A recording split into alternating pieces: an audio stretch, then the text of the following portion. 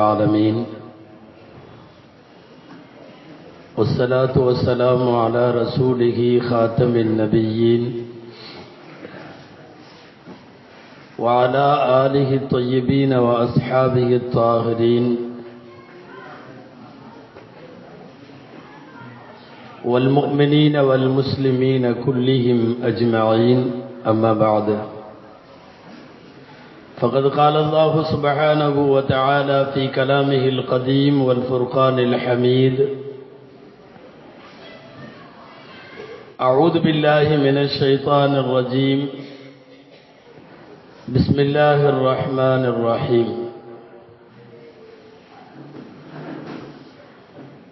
ففروا إلى الله إن لي لكم منه نذير مبين صدق الله العظيم وقال رسول الله صلى الله عليه وسلم أكثروا ذكر هادم اللذات صدق رسول الله صلى الله عليه وسلم. எல்லா புகழும் அல்லாஹு ஜல்ல ஷானுஹு தஆலா ஒருவனுக்கே உரித்தாகும். அருமை நாயகம் முஹம்மதுர் ரசூலுல்லாஹ் ஸல்லல்லாஹு அலைஹி வஸல்லம் அவர்களின் மீதும் அவர்களின் சத்திய வாழ்வை பின்பற்றி வாழ்ந்த சஹாபாக்கள், தாபிஈன்கள், தபஅ தாபிஈன்கள், அவுலியாக்கள், அக்தாபுகள், சுஹதாக்கள், சாலிஹீன்கள், நாதாக்கள், பெரியோர்கள், நல்லோர்கள் நம் அனைவர் மீதும் அல்லாஹுவின் அன்பும் அருளும் என்றென்றும் நிறைவாக உண்டாவதாக. ஆமீன்.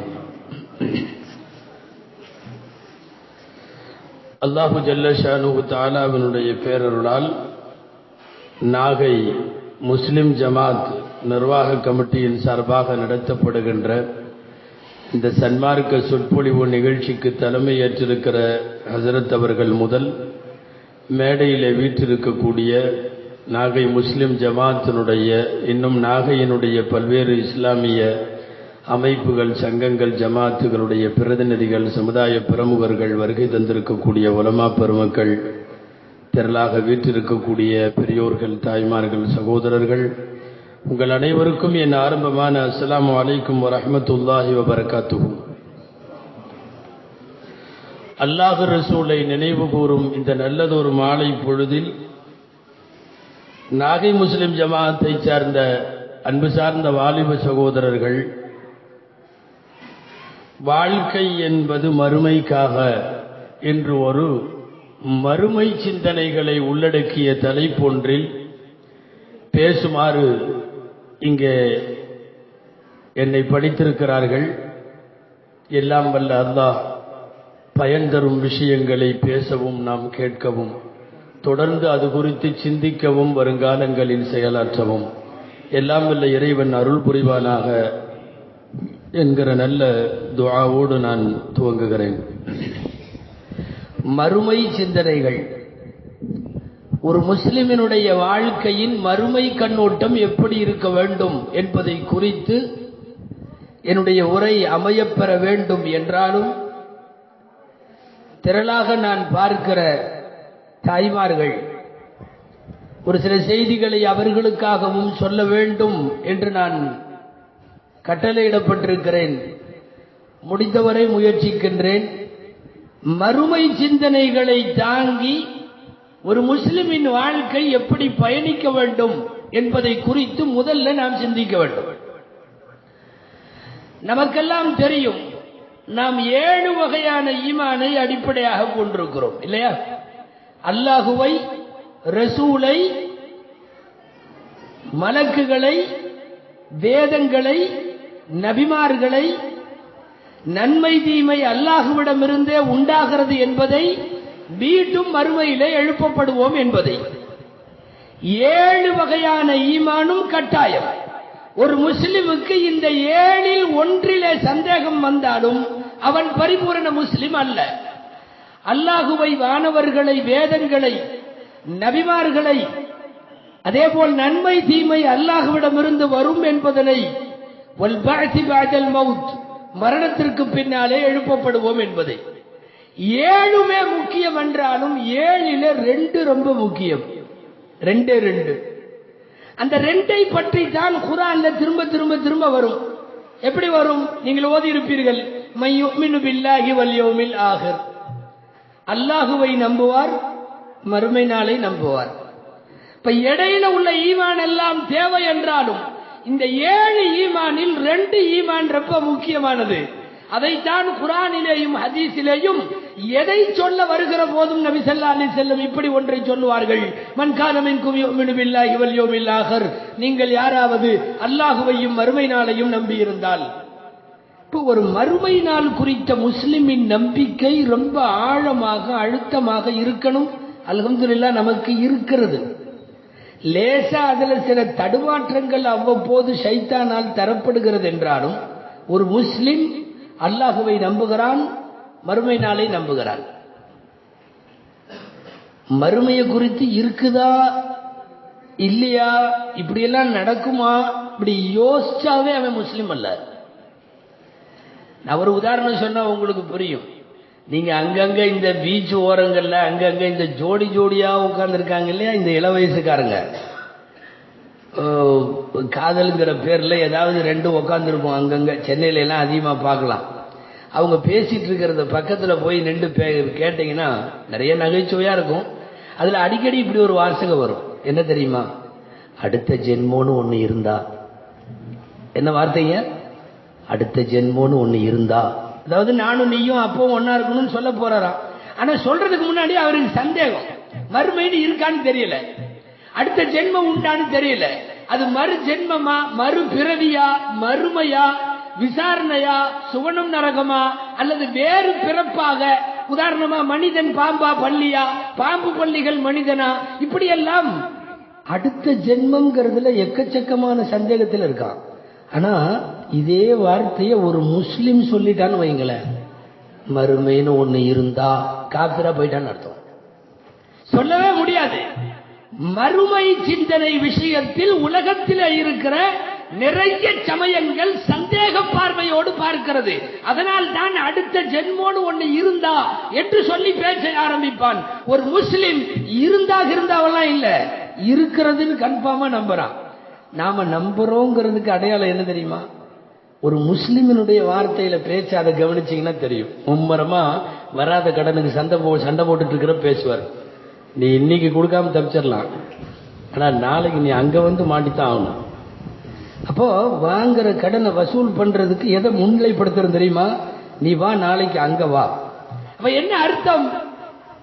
சில பேர் அடுத்த ஜென்மோன்னு இருந்தா பார்க்கலான்னு பேசுறாங்க. நான் கடனை நாளைக்கு மறுமையிலேயாவது வாங்கி ஆகுவேன்னு பேசுறான் முஸ்லிம். இப்போ ஒரு முஸ்லிமுக்கான நம்பிக்கையில் அல்லாஹுவை பற்றிய நம்பிக்கையோடு மறுமையினுடைய நம்பிக்கை என்பது ரொம்ப முக்கியம். அந்த மறுமையை நோக்கிய பயணத்திற்கு நமக்கு வழங்கப்பட்டிருக்கிற ஒரு முன்னுரை தான் இந்த வாழ்க்கை. ஒரு 60 வருஷம், 70 வருஷம், 80 வருஷம், அல்லாஹ்வுடைய கிருபையால் சில பேருக்கு 90, 100 என்றெல்லாம். இது இடைக்கால வாழ்க்கை. இந்த ஃபைனல் டெஸ்டினேஷன் ஒன்று இருக்கு தெரியுமா? கடைசியா இறங்குறதுன்னு. ஃபைனல் டெஸ்டினேஷன் அங்கதான். நம்முடைய ஆரம்ப வீடும் முதல் வீடும் ஆதம உள்ள கூட்டிட்டு போய் எல்லாம் காட்டிட்டு தான் எல்லாம் இறக்கி விட்டான் பூமியில. அப்ப என்ன அர்த்தம்னா, உங்களுடைய முதல் வீடும் சொர்க்கம் தான். ஒரு முஸ்லிம்களுக்கான கடைசி வீடும் சொர்க்கம் தான். எல்லாம் நம்ம எல்லோருக்கும் நசீபாக்குவானால். அப்போ ஃபைனல் டெஸ்டினேஷன் கடைசி. ஒரு பிரயாணம் பெறப்படுறப்போ நீங்கள் அதிகமா வெளிநாட்டு தொடர்பு உள்ளவங்க தெரியும், டிக்கெட் எங்கெங்க இருந்தோ போடலாம். Madras to Muscat to Oman to Jeddah to அங்க இங்க எல்லாம். ஃபைனல் டெஸ்டினேஷன் இறங்குற இடம் திரும்ப சென்னை. அப்போ இந்த இறுதி நிலையம், அந்த இறுதி நிலையத்தை குறித்து அறிவதற்குத்தான் மறுமை என்கிறோம். அந்த மறுமை சிந்தனையோடு உலகத்தில் எங்கு வேண்டுமானாலும் பயணப்படலாம். மறுமை சிந்தனையோடு பயணிக்க வேண்டும். மறுமை விஷயத்தில் தீவிரமாக செல்ல வேண்டும். உலகம் சார்ந்த விஷயங்கள்ல கொஞ்சம் நிதானமா இருக்கலாம். நாம நேர் மாத்தோம். உலக விஷயங்களில் தீவிரமாக இருக்கிறோம், மறுமை விஷயத்தில் கொஞ்சம் நிதானமாக இருக்கிறோம். எத்தனை கோடி தடவை ஆச்சரியப்பட்டு போனாலும் அந்த குர்ஆனுடைய ஆச்சரியங்களுக்கு மிக இல்லை. குர்ஆனுடைய வார்த்தைகளிலே நாம் யோசித்து பார்க்கிறோம். நான் ஒரு 4 ஆயத்து மட்டும் சொல்றேன் உங்க கவனத்துக்காக. 4 ஆயத்து அல்லாஹ் சொல்ல வர்ற பாணி கொஞ்சம் பாருங்களேன். பூமியில உழைப்பை தேடி பயணம் போக சொல்லுகிறான். ஹலாலான சம்பாத்தியத்திற்காக பயணம் போக சொல்லுகிறான். அந்த பயணத்திற்கு அல்லாஹ் சொல்லுகிற வார்த்தை என்ன தெரியுமா? ஃபம்ஷூ ஃபீ மனாகிபிஹா, ஃபம்ஷூ ஃபீ மனாகிபிஹா. சூரத்துல் முல்க்ல தபாரக்கல்லதில வருதல்ல, ஹுவல்லதி ஜஅல லகுமுல் அர்த ஸலூலன் ஃபம்ஷூ ஃபீ மனாகிபிஹா.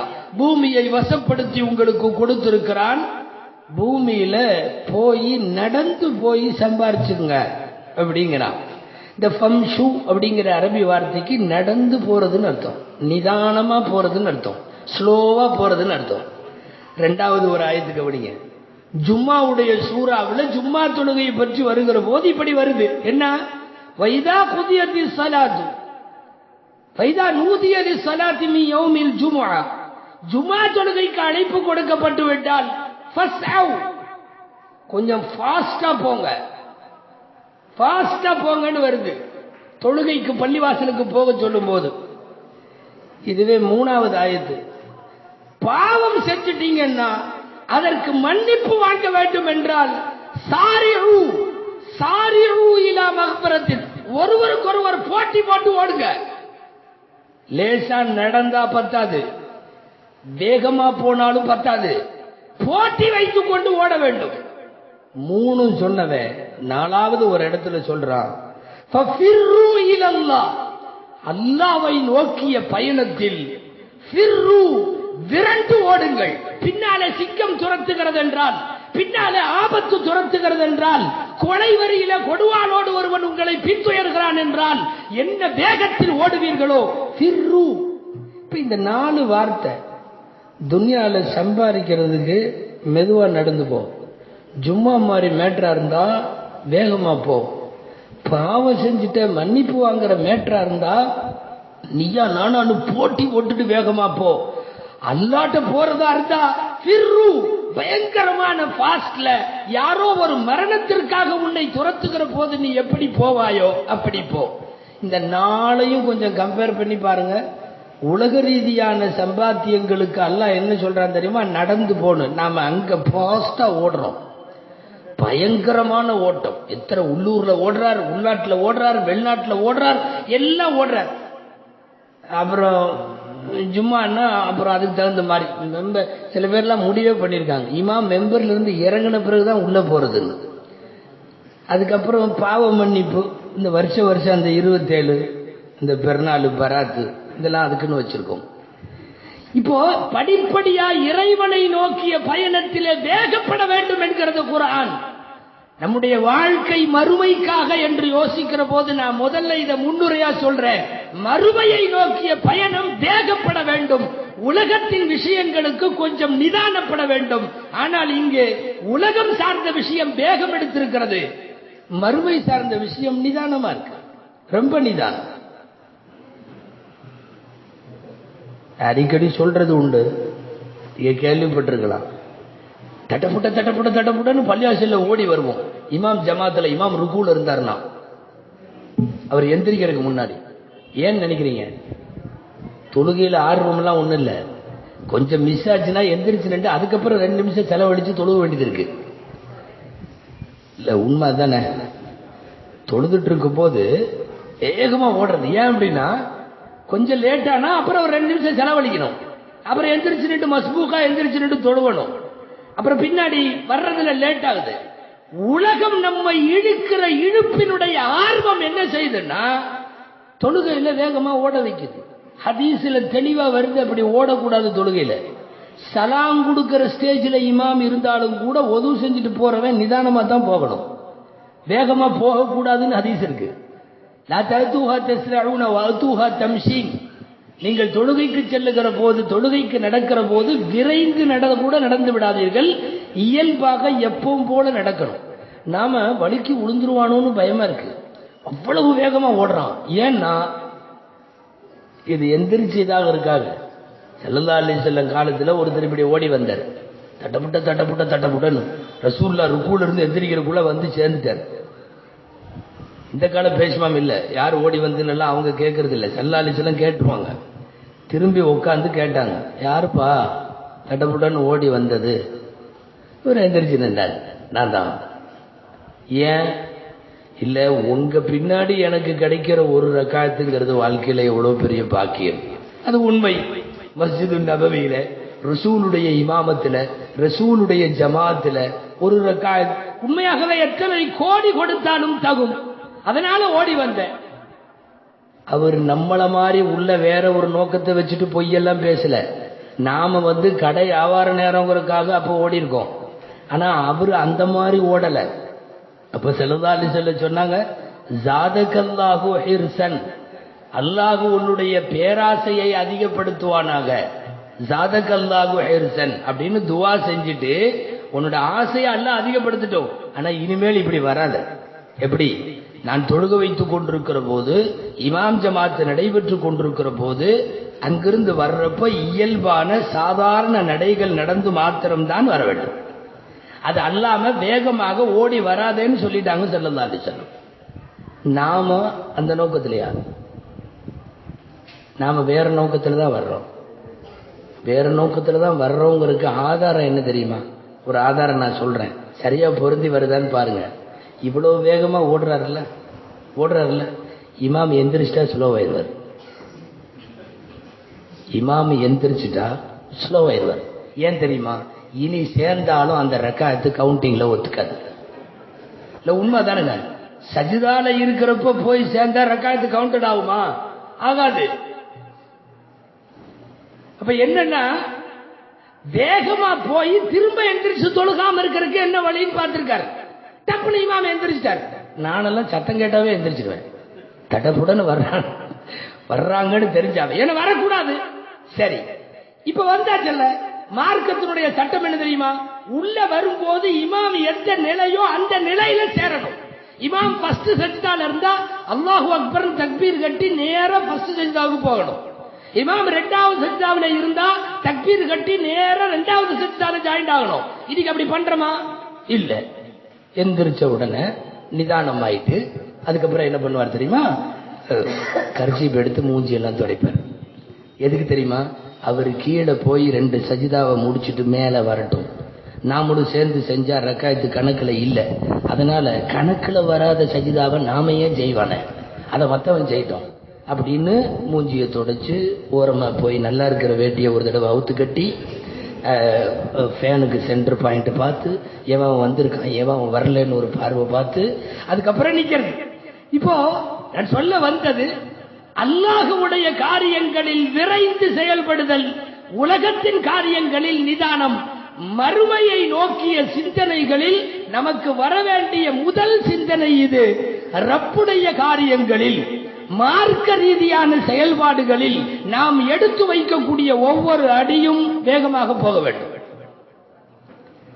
சரி, சில பேர் மறுமையை இந்த அற்ப உலகத்திற்காக இழந்து விடுகிறார்கள். என் தலைப்பார் தான், உலகத்தினுடைய வாழ்க்கை என்பது மறுமைக்காக. ஆனால் மறுமையை அடைவதற்கு பதிலாக உலகத்திற்காக சில பேர் ஆகிரத்தை விட்டு விடுகிறார்கள், இழந்து விடுகிறார்கள். அல்லாஹ் சொல்லுகிறான், உலாயிகல் லதீன இஷ்தரவு ضلالة بالهدى. பேசிட்டே வரும்போது ஃபமா ரபிஹத் திஜாரத்துஹும், மோசமான ஒரு வியாபாரம் பண்றானுங்க. என்ன வியாபாரம்? மறுமைக்காக வேண்டி அவனுடைய துனியாவை தயார்படுத்தாம துனியாவுக்காக ஆகிரத்தை துறந்து விடுகிறான். இஷ்டரவுல் ஹயாத்தத் துன்யா பில் ஆகிரா. என்ன ஆச்சு?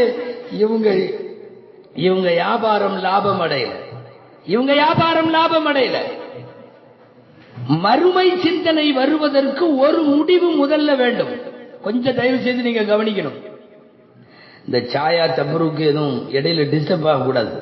கவனிப்பதை விட்டும் எந்த வகையிலையும் தடையாயிடக்கூடாது. அல்லாஹ் எல்லாவற்றையும் எனது காரியங்களுக்கு அவன் பொறுப்பு என்றால், பொறுப்பேற்றுக் கொள்ளுவது அவன் என்று சொன்னால், நாம் போட்டு துனியாவை ரொம்ப தூரம் அனுட்டிக்க வேண்டிய அவசியம் இல்லை. மவுத்து உன்னை தேடுவது போல உன் ரிஸ்க்கு உன்னை தேடி வரும். சும்மா உட்கார முடியாது. அதுக்காக ஏதாவது ஒரு சின்ன முயற்சி பண்ணிக்கணும்.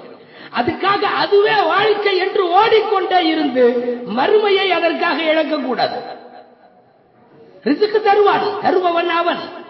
நம்மளா நினைச்சுக்கிறது, நாம இன்னைக்கு இப்படி பண்ணலன்னா, நாம அப்படி பண்ணலன்னா, இப்படி ஓடலன்னா, அப்படி பண்ணலன்னா உலகம் ஸ்தம்பிச்சு போயிரும், குடும்பம் ஸ்தம்பிச்சு. ஒன்னும் கிடையாது. நீ மவுத்தா போனாலும் குடும்பம் மாதிரிதான் இருக்கும். எத்தனை பேரு ஃபிரௌன், ஹாரூன், நம்ரூத், ஷத்தாத், ஹமான், காரூன் எல்லா பயிலும் அப்படித்தான் நினைச்சான். நாம இல்லை என்றால் இந்த உலகம் நின்று போகும். ஒன்னும் நிக்கல. அவங்கள பூரா டோட்டலா வாஷ் அவுட் பண்ணிட்டு அல்லாஹ் சொல்றான், ஃபமா பக்கத் அலைஹிமுஸ் ஸமாஉ வல் அர்து. இவனுக்கெல்லாம் போனானுங்க, வானமும் அழுகல, பூமியும் அழுகல. வழக்கம் போல துன்யா கண்டினியூ ஆயிட்டு இருக்கு. வானம் அழுகல, பூமி அழுகல. அவ்வளவு பெரிய ஃபிரௌன் இறந்ததற்காக உலகம் ஸ்தம்பிக்கல. ஒரு சாதாரண மனிதர்கள் எம்மாத்திரம். நம்முடைய பொறுப்புகளை எல்லாம் தீர்மானிப்பவன் அவன் என்று முடிவெடுத்து விட்டால் நாம இவ்வளவு தூரம் அல்லாஹ்வை மறந்துட்டு மறுமையை விட்டுட்டு எல்லாம் சுத்த மாட்டோம். வேடிக்கையா சொல்லுவாங்க, பிளைட்ல ஏறி உட்கார்ந்துட்டு 10 கிலோ ஹேண்ட் லக்கேஜ் வச்சிருந்தாரு, அது தூக்கி தலையில வச்சுக்கிட்டாராம் பிளைட்ல. பக்கத்தில் இருக்கிறவங்க கேட்டாங்களா, இது என்ன வித்தியாசமா இருக்கு, பிளைட்ல தானே உட்கார்ந்துருக்கீங்க, எதுக்கு இதை தூக்கி தலையில வைக்கிறீங்க? அவர் சொன்னாரா, பாவம் பிளைட்டு, நானே 80 கிலோ இருக்கேன், என்னையும் சுமக்குது, அப்புறம் அந்த லக்கேஜையும் ஏன் சுமக்கணும், அதனால நான் சுமக்கிறத. உண்மையா என்னன்னா இந்த 90 கிலோவையும் சேர்ந்து யாரு தான் சுமக்கிறா? பிளைட்டு தான் சுமக்கிறது. இவர் நினைச்சுக்கிறது என்னன்னா நாம தான் சுமக்கிறோம், பாவம் அதுக்கு எதுக்கு சிரமம் கொடு, இழுத்து இழுத்து மேல போட்டுக்கிறது. ஒண்ணும் இல்ல, அவன் தான் எல்லாத்தையும் சுமக்கிறான். நாம நினைச்சுக்கிறது நாம சுமக்கிறோம், நாம தீர்மானிக்கிறோம். இல்லை, தீர்மானிக்கிற இடத்தில் அவன் இருக்கிறான். யார் யாருக்கு எவ்வளவு ரிஸ்க் அவன் இருக்கிறான். பொதுவா மறுமையை நோக்கி பயணிக்காமல் உலக சிந்தனைகள் அதிகமாக வருவதற்கு முதல் காரணம் என்ன தெரியுமா? ரிஸ்க் விஷயத்துல முழுமையான நம்பிக்கை இன்னும் வரல. இவன் நினைச்சுக்கிறது நம்ம அசையலைன்னா எல்லாமே ஸ்தம்பிச்சு போயிடும். இல்ல, ரஸாக் அவன். குர்ஆன்ல 12வது ஜுஸுடைய ஆரம்பம் உங்கள் எல்லோருக்கும் தெரியும். வமா மின் தாபத்தின் ஃபில் அர்தி இல்லா அலல்லாஹி ரிஸ்குஹா. பூமியில் இருக்கிற எல்லா ஜீவராசிகளுக்கான ரிஸ்குக்கு அவன் பொறுப்பு. அலி ரலியல்லாஹு அன்ஹு சொல்லுவாங்க, தந்திரமே தெரியாத உயிரினங்களுக்கு தந்திரம் தெரிந்தவர்கள் திகைத்து போகிற அளவுக்கு அல்லாஹ் ரிஸ்க் கொடுக்கிறான். வர்ரஸாகு யர்ஸுகு மல்லா ஹீல லஹு லிமன் யுஜிபு மன் ஹீல லஹு. காக்காவுக்கு குஞ்சு பொரிச்ச உடனே நீங்க கேள்விப்பட்டிருப்பீங்க. காகத்துக்கு குஞ்சு பொரிச்ச உடனே டக்குன்னு விட்டு போட்டு போயிடும். 10 நாள் 12 நாளைக்கு வராது. தாய் குஞ்சு பொரிச்ச உடனே பக்கத்துல வராது. நீங்க வரலாறுல இந்த பறவை சம்பந்தப்பட்ட இது பாடங்கள் எல்லாம் கூட படிச்சிருப்பீங்க. அது விட்டு போட்டு போயிடும், 10 நாள் கழிச்சு தான் வரும். ஏன் விட்டு போட்டு போகும் தெரியுமா? பிறந்த உடனே அந்த காகத்துக்கு தோல் கருப்பா இருக்காது, கொஞ்சம் வெள்ளையா இருக்கும். வெள்ளையா இருக்கணும் உடனே இந்த காக்காவுக்கு கொஞ்சம் மனுஷ புத்தி எல்லாம் இருக்கு, லேசா சந்தேகம் வந்துடும். இது நமக்கு பிறந்தது தானவா, நமக்கு பிறந்ததுன்னா கருப்பா உள்ள இருக்கணும், இது நிறம் மாறி இருக்குது, சீச்சி இது ஏதோ தவறி பிறந்தது போல தெரியுதுன்ட்டு விட்டு போட்டு ஓடிடுமா. இந்த விட்டு போட்டு ஓடன 10 நாட்கள் இருக்கிறது அல்லவா, இந்த 10 நாள் அந்த பிஞ்சு அந்த காக குஞ்சு அழகை திறப்பதற்கு கூட கஷ்டப்படுகின்ற அந்த பறவையினுடைய வாயில கொண்டு வந்து சின்ன சின்ன துகள்களை காத்து அடிக்க வச்சு, அந்த காத்தும் கரெக்டா வாய்க்குள்ளேயே அடிச்சிடாது, கரெக்டா அழகுக்கு முன்னாடி வரைக்கும் வந்து அந்த தீனியினுடைய துகளை கொண்டு வந்து வைப்பான். வாயை திறந்து அது உள்ளே வாங்கி கொள்ளும். சாப்பிட சாப்பிட இந்த இறக்கை கருப்பாகும். 10 நாட்களில் உணவு தின்ன தின்ன தின்ன இறக்கை கருப்பாகும். ஒரு 10 நாட்கள் கழித்து தாய் திரும்பி வந்து பார்க்கிற போது, தப்பு பண்ணிட்டோமே, நம்மளுதான் இது, நம்மளுதான், நாம சந்தேகப்பட்ட மாதிரிலாம் இல்ல, இது நம்ம பிறப்பு தான், மீண்டும் சேர்த்து கொள்ளும். அலி ரலியல்லாஹு அன்ஹு சொல்லுகிறார்கள், தாய் இல்லாத தந்தை இல்லாத பராமரிப்பதற்கு ஆள் இல்லாத ஒரு காகத்திற்கு இந்த 10 நாட்கள் வாய்க்குள்ளே கொண்டு வந்து ரிஸ்க் கொடுத்தவன் எவனோ அவன் வாழ்க்கை பூரா கொடுப்பான்னு உனக்கு நம்பிக்கை இல்லையா? கேட்கிறார்கள் அலி ரலியல்லாஹு அன்ஹு. காக்காவுக்கு அந்த சந்தேக புத்தி கொஞ்சம் ஜாஸ்தி. நீங்க ஏதாவது அரிசியோ கோதுமையோ இப்படி போட்டீங்கன்னாலும் வைங்களேன், நேரா ஆடு மாடு வர்ற மாதிரி நேரா வந்து அப்படியெல்லாம் கொத்தி சாப்பிடாது. சைட்ல பார்த்துக்கிட்டே போகும். இப்படி பார்க்கும், இப்படி போகும், இப்படி பார்க்கும். நம்ம மேல அவ்வளவு நம்பிக்கை. இவன் ஏதாவது பண்ணுவான். தீனி போட்டாலும் போடுற கோதுமை நாம தான் போட்டாலும் நம்ம மேல ஒரு அவநம்பிக்கையில இப்படி திரும்பி பார்த்துக்கிட்டே போகும். காகத்தை போல சந்தேகம் கொண்ட பிராணிகள் யாருமே இல்லை. அப்போ ரெக்கை கொஞ்சம் நிறம் மாறி இருக்கிற போது தன்னுடைய மகளின் தன்னுடைய குச்சினுடைய அந்த பிறப்பிலே சந்தேகப்பட்டு போன காலத்தில் ரிஸ்க் கொடுப்பவன் எவன்? அவன் உனக்கு தர்றதுல நம்பிக்கை இல்லையா? ஒரு தாயினுடைய இரத்தத்திலே இருந்து கர்ப்பத்திலே இருக்கிற போது உணவு கொடுத்தானே, அவன் உனக்கு தரமாட்டான், நம்பிக்கை இல்லையா? இந்த உலகத்தின் காரியத்திற்கு அவன் பொறுப்பேற்கிறான். உன் வேலை என்ன? இங்கே இருந்து கொண்டு அந்த மறுமைக்கு நோக்கி நீ பயணப்பட வேண்டும். மறுமையை நோக்கிய தயாரிப்புக்கு வேண்டும். நாம அந்த மறுமையை கூட இழக்க ஆரம்பிச்சிட்டோம். இந்த உலகத்திற்கான தயாரிப்பில் என்ன வச்சு என்ன புண்ணியம்? எத்தனை கோடி, எத்தனை பங்களா எல்லாம் செலுத்தி வைக்கட்டுமே. போகும்போது பேர் மையத்து, பேர் ஜனாதா. மறுமை சிந்தனை என்று வருகிற போது முதல்ல வர வேண்டிய சிந்தனை நமக்கு இதுதான். என்னன்னா, யாருக்காகவும் எதற்காகவும் மறுமையை நாம இழக்கக்கூடாது.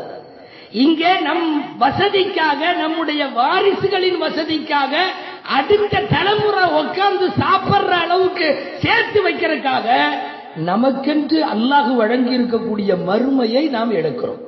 அந்த மறுமையை தூக்கி வீசுவதற்கு தயாராகி விடுகின்றோம். ஆனால் உண்மை என்னவென்றால், எதை வேணும்னாலும் வித்து, எதை வேண்டும்னாலும் இழந்து கொண்டு அங்க மறுமைக்கு தயாராக வேண்டும்.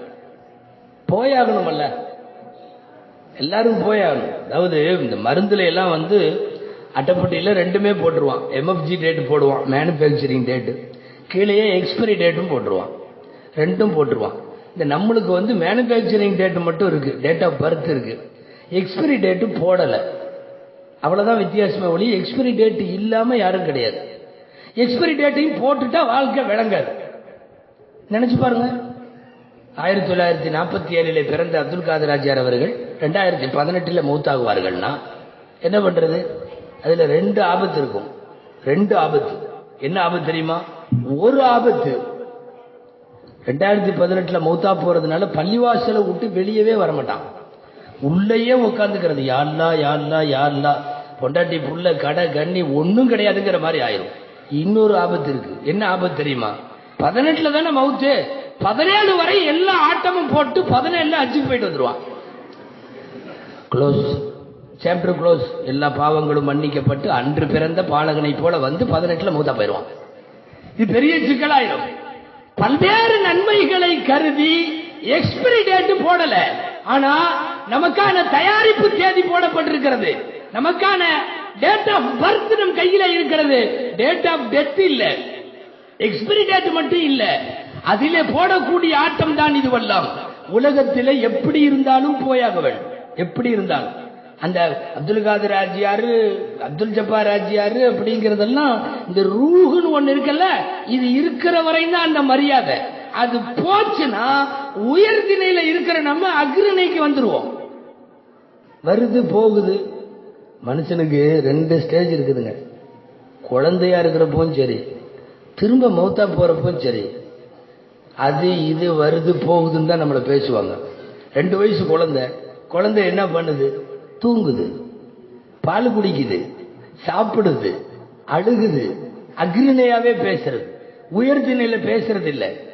குழந்தை அழுகிறார், இப்போது பால் குடிக்கிறார் அப்படின்னு யாரும் சொல்றது இல்ல. இதே ஸ்டேஜ் எப்ப வரும் தெரியுமா? அப்துல் காதர் பாய் மௌத்தா போயிட்டாருன்னா ஜனாசா எப்ப வருது, ஜனாசா எப்ப எடுக்கிறாங்க, வந்துருச்சா, ரூகு போயிருச்சா, பாடிய வச்சாச்சா, அப்துல் காதர் வந்துட்டாரான்னு யாரும் கேட்க தயாரா இல்ல. கவர்மெண்ட் ஆஸ்பத்திரியில இருந்து அப்துல் காதர் வந்து போஸ்ட்மார்டம் முடிஞ்சு அப்துல் காதர் பாய் வீட்டுக்கு வந்துட்டாரான்னு யாரும் கேட்க மாட்டாங்க. ஜனாசா வந்துருச்சா? அரபியில 3 வார்த்தை சொல்லுவார்கள். ஜுஸ்ஸத்துன்னு ஒரு வார்த்தை, ஜனாசத்துன்னு ஒரு வார்த்தை, மையத்துன்னு ஒரு வார்த்தை. 3க்குமே தமிழ் பொறுத்தவரையும் சடலம், பிரேதம் அப்படின்னு எல்லாம் அர்த்தம். ஆனா என்ன தெரியுமா, முதல் சுத்தம் செய்வோம் இல்லையா சடலத்தை, நம்ம ஊர் பக்கம் அடி கழுவுதல் அப்படின்னு சொல்லுவாங்க. அது கழுவி ஜனாதாவாக வைக்கப்படுற வரைக்கும் அதுக்கு பேரு ஜுஸ்ஸத். அதுக்கப்புறம் அதுக்கு பேர் இரண்டாவது ஸ்டேஜ் ஜனாசத்.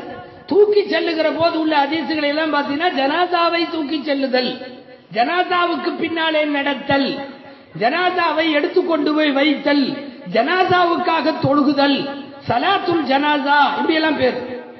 குழிக்குள்ள வச்சதுக்கு அப்புறம் தான் அதுக்கு மையத்துன்னு பேர். இதா உக்பிரல் மையத்து, குழிக்குள்ளே மையத்து வைக்கப்பட்டு விட்டது அப்படின்னு பேர். நாம மாத்தி மாத்தி புலங்குறோம். ஜனாசான்னு சொல்றது இல்ல, மௌத்துன்னு சொல்றோம், இதுன்னு சொல்றோம், அதுன்னு சொல்றோம். நான் சொல்ல வர்றது, நீ எவ்வளவு பெரிய உலகத்தின் ஆளுமையாக இருக்கலாம், லாஸ்ட்ல போகும்போது உன் பேரை உச்சரிக்கிற கூட இங்க உலகம் தயாரா இல்லை. அவ்வளவுமாயு துறக்குபிகள் இன்சானு இஸ்முகு. ஒரு மனிதனுக்கு உலகம் அவனை இழப்பதில் முதல் இழப்பு அவன் பெயரை இழக்கும். முதல்ல பேரு போயிருங்க. நம்ம பேரை சொல்லி எவனும் கூப்பிட மாட்டான். வச்ச பேரு அந்த ரூஹு இருக்கிற வரை நான் முடிச்சு போயிருதே. மறுமை சிந்தனையில முதல்ல நீங்கள் யோசிக்க வேண்டியது என்னவென்றால், மீண்டும் நாம் குழந்தையில இருந்த போது அக்ரணையா இருந்தவன் அந்த அக்ரணை ஸ்டேஜுக்கு வந்துடுறோம். அது வருது, அது போகுது என்ற அடிப்படையில மீண்டும் பேச ஆரம்பிக்கிறார்கள். ஆக கடைசியா போயாகணுங்கிறது கன்ஃபார்ம் ஆகிற போது இருக்கிற இந்த துனியாவை மறுமையினுடைய வெற்றிக்காக எப்படி பயன்படுத்த வேண்டும் என்று யோசிப்பதுதான் மிக முக்கியம். ஏன்னா இந்த உலகத்துல துரத்திக்கிட்டே இருக்கலாம், இந்த உலகம் முழுசா யாருக்கும் கிடைக்காது. என்னடா இவரு பேசுறத பார்த்த சம்பாதிக்கவே வேணாம்னு சொல்லுவாராட்டு இருக்கு. அப்படி இல்ல, நீங்க சம்பாதிக்கலாம், எவ்வளவு சம்பாதிச்சாலும் முழுசா எல்லாம் கிடைக்காது. இம்ருல் கைஸ்னு சொல்லி ரசூலுல்லாஹ்வுடைய காலத்திற்கு முந்தைய காலத்தினுடைய அரபு கவிஞன், ரொம்ப அழகான தத்துவ விசாரணைகளை தன் கவிதையிலே தந்த ஒரு மாபெரும் கவிஞன் இம்ருல் கைஸ். அவர் எழுதுறாரு, மாகதா அஹதும் மின்ஹா லுபானதஹா வமன் தஹா இரபுன் இல்லா இலா இரபி. துன்யாவை பற்றி எழுதிக்கிட்டே வர்றார். இந்த கவிஞர்களுடைய தத்துவ விசாரணைகளிலே போய் பார்த்தால் தான் துன்யாவை பத்தி தெரியும். நம்ம தமிழ்நாட்டில் துனியா இவ்வளவு நாசமா போனதுங்கிறத தக்கலை பீரப்பா எழுதின மாதிரி யாரும் எழுதினதில்லை. தக்கலையில் அடங்கி இருக்கக்கூடிய ஞானமா மேதை அஞ்சு வண்ணம் பீரப்பா ரஹ்மத்துல்லாஹி அலைஹி அவர்கள் அன்னைக்கு இம்ருல் கைஸ் எழுதின கவிதை வமா கதா அஹதும் மின்ஹா லுபானதஹா. துன்யாவுடைய டேஸ்ட முழுசா அனுபவிச்சவங்க இதுவரையும் உலகத்துல யாரும் இல்லை, யாரும் இல்லை. துனியாவுக்கு உள்ள ரெண்டு பழக்கம், இது முதல் வரி. இது என்னது? யாரும் முழுசா நான் உலகத்தை முழுசா அனுபவிச்சிட்டேன் அப்படின்னு ஃபிரௌன் சொல்லல, நெப்போலியன் சொல்லல, வேற எவனோ பெரிய அலெக்சாண்டர்கள் சொல்லல, எந்த மன்னர்களும் சொல்லல, பணக்காரன் சொல்லல, கோடீஸ்வரன் சொல்லல, பதவிகளை அலங்கரித்தவர்கள் சொல்லல. அதே மாதிரி இம்ருல் கைஸ் சொல்றாரு, ஒமன் தஹா இரபுன் இல்லா இலா இரபி. ஒரு தேவை இன்னொரு தேவையிலே போய் முடியும். துனியால முற்றுப்புள்ளியே வைக்க முடியாதா? ஏதாவது நாம ஒரு பிளான் பண்ணி 2017 இன்ஷா அல்லாஹ் இதெல்லாம் முடிச்சுட்டு நம்ம ஓரளவு இப்படி ரெடி ஆயிடலாம், ஊரோட செட்டில் ஆகி பள்ளிவாசல் வணக்கம் இபாதத்து இப்படி எல்லாம் இருந்துடலாம்னு பிளான் போடுவார். 17 புதுசா ஒரு தேவை பூதாகரமா முளைச்சு நிற்கும். அது 18க்கு இவர் எடுத்துட்டு போகும், 19க்கு எடுத்துட்டு போகும். ஒரு தேவை இன்னொரு தேவையில போய் முடிவடையும், தேவை இல்லைங்கிற முடிவுல வராது. ஒரு உதாரணம் சொன்னா புரியும். நல்ல வயசான ஒருத்தையே கேளுங்க, 80 வயசு 90 வயசு உள்ள ஆஜியார் ஒருத்தரையே பார்த்து கேளுங்க, நான் ஆஜியார் அஸ்ஸலாமு அலைக்கும், எல்லா பொறுப்பையும் முடிச்சிட்டீங்க, அல்ஹம்துலில்லாஹ் லைஃப்ல எல்லாம் செட்டில் ஆயிட்டீங்க, எல்லா மக்களுக்கு அது இது எல்லாம் பண்ணிட்டீங்க, திருப்தியான வாழ்க்கை வாழ்ந்திருக்கீங்க அப்படின்லாம் சொல்லுங்க அவர்கிட்ட. அவர் சொல்லுவார், ஆமா ஹஜ்ரத் அல்ஹம்துலில்லாஹ் அல்லாஹ் தஆலா நல்லா வச்சிருக்கான், எல்லாம் முடிஞ்சு இந்த பேத்திக்கு ஒரு மாப்பிள்ளை பார்த்துட்டு இருக்கேன், அல்ஹம்துலில்லாஹ் அது நல்லபடியா அமைஞ்சதுன்னா எனக்கு வேற ஒண்ணும் இல்லை, அதுக்கப்புறம் மௌத்தா போற கூட நான் தயார், திருப்தியா வாழ்ந்துட்டேன் அப்படின்பாரு. பேத்திக்கு மாப்பிள்ளை அமைஞ்சிரும். கல்யாணத்துக்கு அப்புறம் நீங்க அவரை சந்திச்சு கேட்குறீங்கன்னு வைங்க, ஆஜியார் கொஞ்சம் தள்ளி நின்று கேட்கணும், ஆஜியார் அல்ஹம்துலில்லாஹ் நீங்க சொன்னபடி பேத்திக்கும் கல்யாணம் எல்லாம் ஆயிடுச்சு. ஆமா ஆமா ஹஜ்ரத் அல்ஹம்துலில்லாஹ் நான் நினைச்சபடி உங்களுக்கு நான் சொன்னேன்ல அதுபடி எல்லாமே நல்லபடியா அமைஞ்சிருச்சு. என்ன அதுக்கு ஒண்ணு பிறந்துச்சுன்னா கண்ணில் பார்த்துட்டு ஆமா. அப்புறம் அதுக்கு சுன்னத்து பண்ணுவாரு, அதுக்கு கத்னா பண்ணுவார், அதுக்கு மாப்பிள்ளை பார்ப்பாரு. இது இப்படிதான் போகும். என்ன வழி சொல்றா இம்ரவுல் கைஸ்? ஒமன் தகா இரபுன் இல்லா இலா இரபி. துனியால ஒரு கெட்ட பழக்கம், துனியாவின் ஒரு தேவை இன்னொரு தேவையில போய் முடியுமே தவிர எந்த மனிதனும் முற்றுப்புள்ளி வைக்க முடியாது. நம்முடைய மகான்கள் மேன்மக்களை தவிர அவங்களுக்கு தெரியும் இந்த துனியா கமா போட்டுக்கிட்டே போகுமே ஒழிய புல் ஸ்டாப் வைக்க தெரியாதுன்னு. அதனால முதல் கமா புறப்படுற இடத்துலயே முற்றுப்புள்ளி வச்சு விட்டாங்க அவங்க. என் பக்கத்துல வராத, நீ என் பக்கத்துல வராத. மஹாதர் துன்யா மா அராது துன்யா வல துன்யா துரீது. துன்யாவை அவர்கள் விரும்பவும் இல்லை, துன்யா அவங்கள விரும்பவும் இல்லை. இவன் பக்கத்திலேயே போக கூடாதுன்னு முடிவு பண்ணி போயிருச்சு. ஆக உலகத்தை துரத்துகிறோம். கடைசி வரைக்கும் கிடைக்குமா? கிடைக்காது, கிடைக்காது. அப்ப அழகான பதில் நபி ஸல்லல்லாஹு அலைஹி வஸல்லம் உடைய ஹதீஸ்ல இருக்குது. இதுக்கு எங்க முடிவு தெரியுமா? லா யம்லஉ ஜௌஃப இப்னி ஆதம இல்ல துராபு. ஆதமுடைய மகனை குழியில வச்சு மண்ணை போட்ட உடனே ஆசை முடிஞ்சிரும். அதுவரையும் முடியாது. ஆதமுடைய மகன் வளருகிறான், அவனுக்கு நிறை வருகிறது, அவன் ஆசைகள் மட்டும் இளமையாக இருக்கிறது. ரசூலுல்லாஹ்வுடைய வார்த்தை உண்மைதானே? பதவி ஆசையும் பணத்து ஆசையும் நீண்ட ஆயுள் வேண்டும் என்கிற ஆசையும் வசதி வாய்ப்பு வேண்டும் என்ற ஆசையும் அந்த ஆசைக்கு வயசாகிறதே இல்லை, அது இளமையாவே இருக்கு. ரசூலுல்லாஹ் சொல்றாங்க, அப்ப அந்த ஆசை எப்ப முடியும்? முடிஞ்சிரும். மண்ணை அள்ளி 3 தடவை மின்ஹா கலக்னாக்கும் வஃபீஹா நுஈதுக்கும் வமின்ஹா நுக்ரிஜுக்கும் 3 பிடி மண்ணை உள்ள போட்டோம்னா புல் ஸ்டாப் வந்துடும். நான் சொல்ல வந்தது, உலகம் உலகம் என்று உலகத்திற்கு பின்னாலே போய் உலகத்தை வைத்துக் கொண்டு அடைய வேண்டிய மறுமையை அடையாமல் உலகத்திற்கு பின்னாலே துரத்துகிறீர்களே, இந்த உலகம் கடைசி வரை உங்களுக்கு சரியாக கிடைக்குமா? உலகத்தை முழுசா அனுபவிச்சவங்க யாராவது, எனக்கு முழுசா துனியா கிடைச்சிருச்சு, இந்த துனியாவில் எதையெல்லாம் அடைய வேண்டும் என்று நான் ஆசைப்பட்டேனோ அத்தனையும் நான் அடைந்து விட்டேன், முடியுமா? முடியவே முடியாது. அந்த எல்லையை போய் யாரும் தொடரதும் இல்லை. அந்த எல்லையை தொடர்றதுக்குள்ள எல்லாம் மவுத்து யூத்து எல்லாம் வந்துடும். எல்லாரும் போயாகணும் இல்லையா? அத்தனையும் போயாகணும். குல்லு மன் அலைஹா ஃபான். சூரத்துர் ரஹ்மான். இந்த பூமியில இருக்கிற அத்தனை பேரும் மௌத்தா போகணும். குல்லு மன் அலை. இந்த ஆயத்து இறங்கணும்னா மலக்குகளுக்கெல்லாம் சந்தோஷமா. மலக்குகளுக்கு பரவாயில்ல, அல்லாஹ் சொல்லிட்டான் பூமியில இருக்கிற அத்தனை மயிலும் மௌத்தா போகணும், நம்ம தப்பிச்சோம். மலக்குகளுக்கு மௌத்து இல்லைன்னு தப்பிச்சோம்.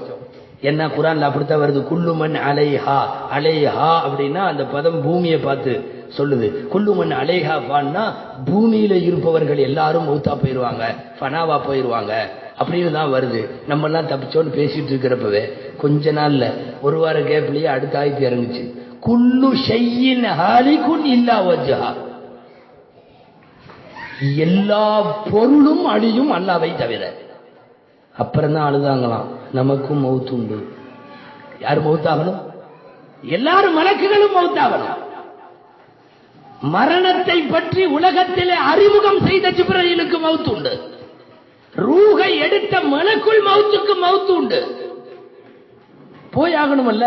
குல்லு மன் அலைஹா ஃபான் என்கிற வரிசை பிரகாரம் ஒரு குறிப்பிட்ட நாள்ல சந்தேகத்திற்கு இடமில்லாமல் பயணிக்கிற ஒரு மரணத்தை கொடுத்திருக்கிற போது அதுவும் அதுக்கு பின்னாடி உள்ள வாழ்க்கையும்.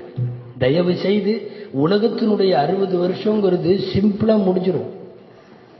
இன்னைக்கு 70வது வயசுல உட்கார்ந்து இருக்கிறவர்கிட்ட உங்களுடைய 8 வயசை பத்தி சொல்லுங்கன்னு கேளுங்க, யோசிச்சா 8 வயசு இவ்வளவு பெருசா தெரியாது, சிம்பிளா ஒரு வரியில சொல்ற மாதிரி தெரியும். ஆமா ஆமா, அந்த வயசுலதான் எனக்கு உளுந்து அடிபட்டேன், அவ்வளவுதான். உளுந்து அடிபட்டது மட்டும்தான் 1 வருஷத்துல நடந்துச்சா? எவ்வளவு நடந்திருக்கும்? 365 நாளும் சேர்ந்து சுருங்கிரும். 80 வயசுல உள்ள ஒருத்தர் கேளுங்க, 24வது வயசுல என்ன நடந்துச்சுன்னு. 24வது வயசுல என்ன நடந்துச்சு தெரியாது. ஒரு நீண்ட காலம் என்பது சுருங்கி விடுகிறது. அல்லாஹ் தான் சொல்றான், மௌத்தாகிவிட்ட பிறகு நடந்து முடிந்த 70 வருஷம் ஆயுள பார்த்தா ஒண்ணுமே இருக்காதான், ஒரு வாரம் வாழ்ந்த மாதிரி இருக்கும். மறுமையை முன்னிறுத்துகிற போது உலகத்தினுடைய கணக்கை உலகத்தில் இருக்கிற போது தப்பா கணக்கு போட்டுவிடக் கூடாது என்பதாக எந்த அளவுக்கு சொல்லுவாங்கன்னா, குர்ஆன்ல வருது, மறுமையில சில ஜனங்களை பார்த்து உலகத்தினுடைய வாழ்க்கையை பத்தி கேட்டா எத்தனை வருஷம் வாழ்ந்த என்னன்னு கேட்டா சொல்லுவாங்களாம், கல்லம் எல்பசு இல்லா சாஅத்தம் மின் நஹாரி. ஒண்ணு இல்ல, ஒரு நாள் இருந்தேன்னு சொன்னா கூட கொஞ்சம் திருப்தியா போயிடும். ஒரு நாள் இருந்தேன்னு சொல்லல, இல்லா சாஅத்தம் மின் நஹாரி. ஒரு நாளினுடைய பகல் பொழுதுல ஒரு மணி நேரம் வாழ்ந்ததை போல 70 வருஷம் ஆயுள் சுருங்கிடும். 70 வருஷம் ஆயுள் சுருங்கி போய்விடும். அப்ப கேள்வி கேட்கப்படுகிற போது, விசாரணைக்கு தயாராகிற போது, இந்த உலகத்தை நீ மறுமைக்கான களமாக எப்படி பயன்படுத்தினாய்னு கேட்டார். இது ஒரு நல்ல தலைப்பு, 2-3 மணி நேரம் விரிவா உட்கார்ந்து பேச வேண்டிய தலைப்பு இது. ஆனா ரொம்ப ஆழமா நாம சிந்திக்கணும். மிக மோசமான ஒரு கட்டத்திற்கு நாம உலகத்துல வந்திருக்கோம். என்ன தெரியுமா? நம்ம ஆயுசு ரொம்ப கம்மி. ஸல்லல்லாஹு அலைஹி வஸல்லம் அந்த ஹதீஸ சொல்றப்போ ஒரே மாதிரி தான் சொன்னாங்க. என்னன்னு, அமாரு உம்மத்தி மபைன 60 இல 70, என்னுடைய உம்மத்தினுடைய ஆயுள் காலம் என்பது 60க்கும் 70க்கும் இடையில அப்படின்னு ரசூலுல்லாஹ் சொல்லும் போது, சஹாபாக்கள் வாழ்ந்த காலம், அவங்களுடைய 70 வயசு ரொம்ப மெதுவா போச்சு. நம்ம 70 வயசு எவ்வளவு ஃபாஸ்டா போகுது தெரியுமா? இன்னைக்கெல்லாம் போன ஜும்மாவும் இந்த ஜும்மாவும் திரும்பி பார்த்தா வந்துருது. ஒரு ஜும்மா வேகமா போறது தெரியல. இதே 70 வருஷ ஆண்டு காலம் தான் சஹாபாக்கள் காலத்தில், தாபீன்கள் காலத்தில், ஏன் ஒரு 300-400 வருஷத்துக்கு முன்னாடி உள்ளவங்க காலம் வரைக்கும் கூட 70 வருஷம் தான். ஆனா நாம இன்னைக்கு போயிட்டு இருக்கிற ஃபாஸ்டான கணக்குப்படி பார்த்தா 200 வருஷம் அவங்க வாழ்ந்த மாதிரி தெரியுது. ஏன்னா காலம் மெதுவா போச்சு. இன்னைக்கு குடு குடு குடு குடுன்னு ஓடுது. ஹதீஸிலேயே இருக்கிறது, கியாமத்து நெருங்க நெருங்க அதன் முக்கிய அடையாளங்களில் ஒன்று, வருடம் மாதமாய், மாதம் வாரமாய், வாரம் நாளாய், நாள் 1 மணி நேரமாய், தகவ்வுருல் ஐயாமி வல் லயாலி, நாட்களும் நேரங்களும் சுருங்கி போகும் என்றார்கள் நாயகம். இன்னைக்கு அப்படி சுருங்கி போன காலத்திலையும் நமக்கு 70 வயசு. சுருங்கி போன காலத்திலையும் சமீபத்தில் எடுத்த இந்தியாவினுடைய சர்வேல இந்தியாவினுடைய உணவு பழக்கம், இந்தியாவினுடைய மருத்துவ பழக்கம், இதையெல்லாம் மையமா ஒட்டி உணவு கழகம் வெளியிட்டிருக்கக்கூடிய அறிவிக்கையில இந்தியர்களுடைய சராசரி ஆயுசு 72ங்கிறாங்க. 72 இந்தியாவினுடைய சராசரி ஆயுசு. நிறைய மரணங்களை எடுத்து ஆவரேஜ் பண்ணி பார்க்கும்போது சரி, 70 வருஷம் என்பது சஹாபாக்கள் ஆயுசுல 10 வருஷமோ அல்லது 15 வருஷமோ தான். ஏன்னா அவ்வளவு வேகமா போயிருக்கு. இவ்வளவு வேகமாக ஆயுள் கழிக்கக்கூடிய சூழ்நிலையில் இந்த உலகத்தினுடைய வாழ்க்கைய வெறுமனே இங்கேயே முடிச்சுக்கிற மாதிரி ஐடியாவா, இல்ல மறுமைக்கான தயாரிப்பு களமாக எந்த வகையிலாவது இதை பயன்படுத்த வேண்டும் என்று அல்லாஹ் ரசூல் சொன்ன பிரகாரம் நாம் பயன்படுத்த போகிறோமா என்பதிலே தான் இதனுடைய வெற்றி நமக்கு அடங்கி இருக்கிறது. அல்லாஹு அக்பர். இமாம் கஸ்ஸாலி ரஹ்மத்துல்லாஹி அலைஹி சொல்லுவாங்க, 4 வீடு இருக்கு. 4 வீடு. கர்ப்பம் ஒரு வீடு மனிதனுக்கு, 2வது வீடு துன்யா, 3வது வீடு பர்ஸக் மன்னரை, 4வது வீடு நிரந்தர வீடு. 4 வீடு சொல்லிட்டு சொல்றாங்க, 4 வீட்லையும் முந்தின வீட்டில் இருக்கிறவனுக்கு 2வது வீட்டோட மகிமை தெரியாது. முந்தின வீட்டில் இருக்கிறவனுக்கு 2வது வீட்டோட மகிமை தெரியாது. இப்போ ஃபார் எக்ஸாம்பிள், நீங்க கர்ப்பத்தில் இருக்கிற ஒரு குழந்தை அது நினைச்சிட்டு இருக்கும் கர்ப்பம் தான் உலகம். இங்க நல்லா வசதியா இருக்கும், ஜாலியா இருக்கும், தேவையான உணவெல்லாம் வந்துருது. அந்த குழந்தைகிட்ட போய் நீ வெளியே வரப்போற, அது மாபெரும் உலகம், அது அதுல நீ பிறக்க போற, அப்படியா இப்படியான்னு என்னென்னமோ சொன்னா கதை விடுறான்னு நினைச்சுக்குவோம். சும்மா பொருட்டா விடுறாங்க போல தெரியுது. நாம இங்க நல்ல வசதியா தானே இருக்கோம். வெளியே வந்த பிறகுதான் தெரியும் இது எவ்வளவு பெரிய உலகம். அது இருந்த கர்ப்பகாலத்தை கணக்கில பார்க்கிற போது கையகலம் இருந்த ஒரு பலூன் அளவுக்கு மட்டுமே இருந்த கர்ப்பத்தினுடைய பையுக்கும் இந்த பரந்து விரிந்த பாருலகத்திற்கும் இடையில எவ்வளவு பெரிய வேறுபாடு. இந்த மாதிரி தான் கஸ்ஸாலி சொல்றாங்க, இங்க இருக்கிறவன்கிட்ட போய் மன்னரை கண்ணு கட்டிய தூரம் வரை விசாலமாகும்னா நம்ப மாட்டேங்கிறான். அது எப்படி 6 அடி குழி தானே, அது இப்படி 6 அடியில கொண்டு போய் மைத்த வைக்க போறோம், இதுல என்ன பெரிய நடக்க போகுது, இதுல என்ன கண்ணு கட்டிய தூரம் வரை விசாலமாகும். ஹதீஸ்ல சஹாபிகளின் சில கபறுகளை பற்றி 70க்கு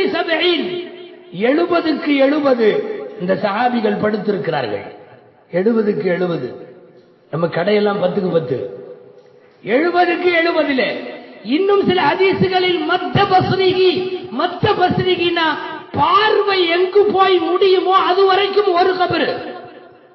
நமக்கு நம்ப முடியல. இல்ல கர்ப்ப குழந்தை உலகத்தை நம்பாத மாதிரி நாம கபரை நம்பல. எப்ப தெரியும்? குழந்தைக்கு பிறந்த உடனே தெரியும், நமக்கு செத்த உடனே தெரியும். மௌத்தா போன உடனே அடடே அப்பவே சொன்னாங்களே, நாம 6 அடி குழின்னு நினைச்சோம், இது என்ன இத்தா பெரிய உலகமா இருக்கு. இந்த 3 உலகத்துக்காரண்டையும் மறுமையை சொன்னால் நம்ப மறுக்கிறான். மறுமை அவ்வளவு விசாலமானது. நான் சொன்னேன், 4 வீட்டுல முந்தின வீட்டுக்காரனுக்கு 2வது வீட்டினுடைய மகிமை தெரியாது. இதுல கடைசி வீடு நிரந்தர வீடு. உங்கள் கண்கள் கற்பனை செய்ய முடியாத, உங்கள் காதுகள் கேட்க முடியாத, உங்கள் கண்கள் பார்க்க முடியாத, உங்கள் கல்புகளால் கற்பனை கூட செய்ய முடியாத ஒரு மாபெரும் உலகம் அல்லாஹு ஜல்ல ஷானஹு தஆலா மறுமையை வைத்திருக்கிறார். அந்த மறுமையை முழுமையாக நம்பி தயாரிப்பதில் ஈடுபடுவதற்கு இந்த துனியா எவ்வளவு தூரம் நமக்கு பயன்பட வேண்டும் என்பதை குறித்து சிந்திப்பதுதான் ஒரு இறையச்சமுள்ள முஸ்லிமுக்கான வாழ்க்கையினுடைய அளவு. போயாகும், கன்ஃபார்மா போயாகும். குர்ஆன்ல நிறைய வசனம் கேள்விப்பட்டிருப்பீங்க.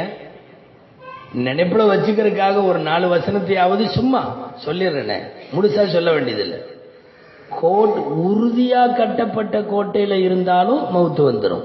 அல்லாஹ் சொல்றான், தஃபிர்ரூன மின்ஹு ஃபஇன்னஹு முலாகீக். நீ விரண்டு ஓடுற, ஆனா உன்னை துரத்தி பிடிக்கும். யாரு? அல்லாஹ் சொல்லுகிறார். உலகத்தில் பிறந்த எல்லா ஆன்மாவும் மவுத்தை அனுபவித்துத்தான் ஆக வேண்டும். இதுல எந்த வகையிலையும் யாரும் தப்ப முடியாது. அல்லாஹ் சொல்றான்.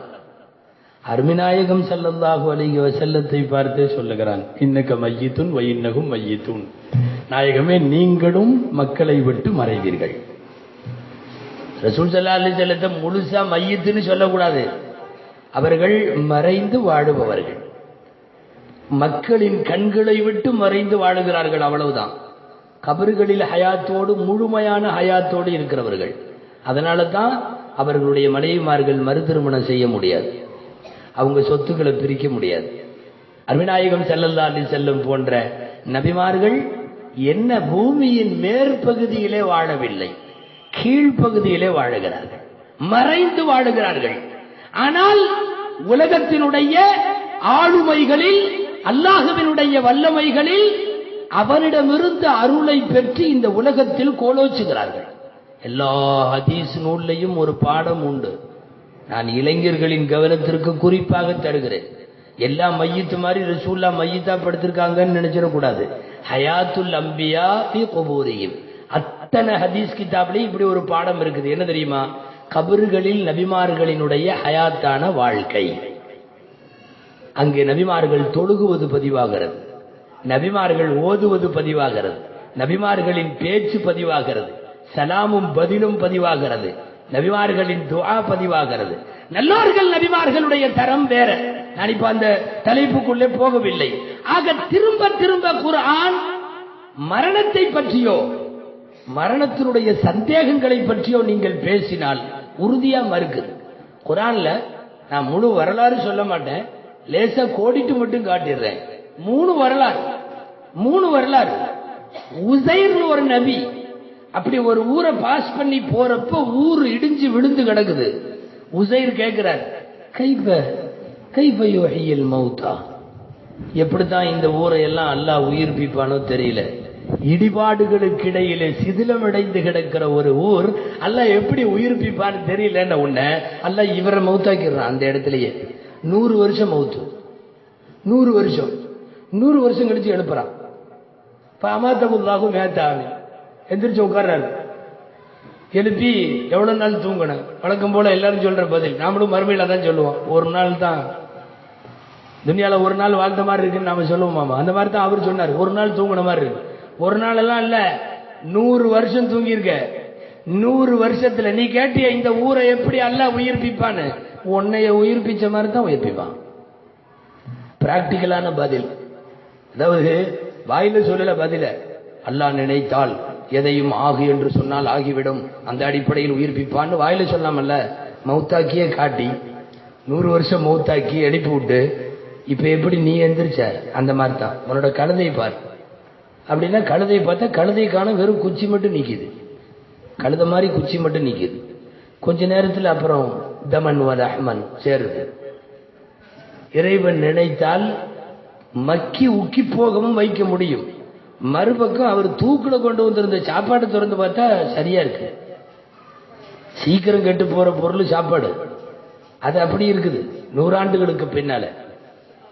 நீங்க கவனிக்கணும், நான் சொல்லிட்டு இருக்கிறது குர்ஆன்ல உள்ள வரலாறு, அம்புலி மாமா கதை இல்ல, குர்ஆன்ல உள்ள வரலாறு. ஒரு 100 வருஷத்திற்கு பின்னாலே 100 வருஷத்திற்கு பின்னாலே உயிர் தெழுவதை காட்டுகிறார். இப்ராஹிம் அலைஹிஸ்ஸலாம் கேட்டார்கள், மௌத்தான பிறகு எப்படித்தான் நீ உயிர்ப்பிப்பையோ? இங்க வாங்க, 4 பறவை புடி, பீஸ் பீஸா பிச்சு பிரிச்சு எல்லா இடத்துலையும் போட்டுரு, கூப்பிடு, எல்லாம் கரெக்டா பறந்து கரெக்டா வந்துடும். அதே மாதிரி வருது. அந்த குகை தோழர்கள் 7 பேரை 300 வருஷம் தூங்க வச்சு எழுப்பி ஊருக்குள்ள விட்டுறான்ல.